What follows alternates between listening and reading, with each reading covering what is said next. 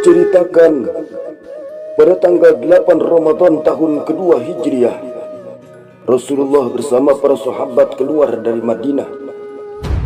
Maka berangkatlah Rasulullah dengan membawa pasukan 305 orang dengan 70 orang berkendaraan unta yang ditunggangi secara bergantian. Dengan target pertama adalah operasi kafilah Abu Sufyan.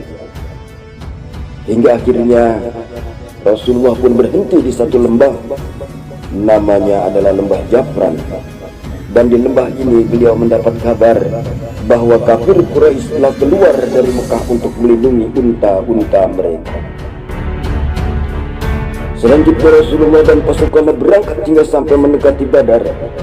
Sebelum Rasulullah sampai di Badar, Rasulullah mengutus Ali bin Abi Thalib, Zubair bin Awam dan Sa'ad bin Abi Waqqas untuk mencari informasi tentang pasukan musuh.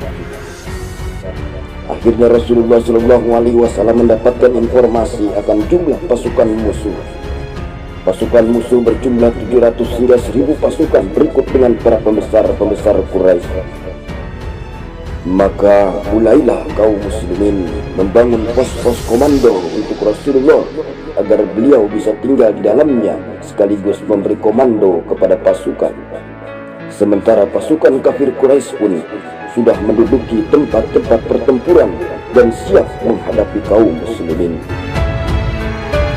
Perang pun dimulai. Perang dimulai dengan duel. Aswad bin Abdul Al-Asad dari barisan kafir Quraisy maju ke arah barisan kaum muslimin, lalu dihadang oleh Hamzah bin Abdul Muthalib dengan memberikan pukulan yang sangat keras hingga ia terlempar dan berlumuran darah. Hamzah pun selanjutnya memburunya dengan pukulan yang sangat keras hingga akhirnya ia tewas. Kemudian Utbah bin Rabi'ah maju yang diapit oleh kedua saudaranya Suaibah dan saudaranya Al-Walid, lalu dihadang oleh Hamzah dan Sayyidina Ali dan Ubaidah. Pertarungan satu lawan satu terus berlangsung, yang akhirnya dalam duel ini kedua sahabat pun berhasil membunuhnya.